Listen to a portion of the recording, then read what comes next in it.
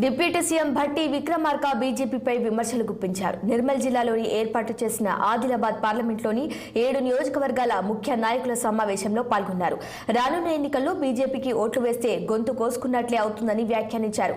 ఆదిలాబాద్ జిల్లాలో నిర్మించిన ప్రాజెక్టులన్నీ కాంగ్రెస్ హయాంలో నిర్మించినవేనని, 10 ఏళ్లు పాలించిన పాలకులు ప్రాజెక్టులను, కాలువలను సైతం నిర్మించుకోలేదని ఆరోపించారు. పార్లమెంట్ ఎన్నికల్లో గెలిచిన అనంతరం జిల్లాలో పెండింగ్లో ఉన్న ప్రాజెక్టులన్నీ పూర్తి చేస్తామని అన్నారు.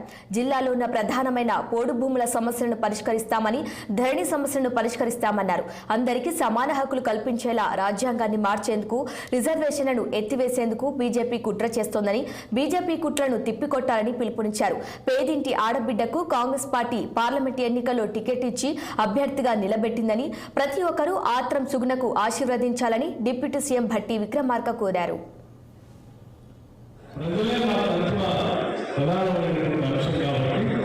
ప్రజల పక్షాన్ని నిలబడటం, ప్రజల కోసం అది చేస్తాం అని చెప్తూ రాష్ట్రాల్లో ఓబీసీలకి, ఎస్సీలకి, ఎస్టీలకి, మైనారిటీలకి అందరికీ కూడా చేస్తాం. మనం పొరపాటున ఒక ఓటు భారతీయ జనతా పార్టీ వేస్తాం, మన ఓటు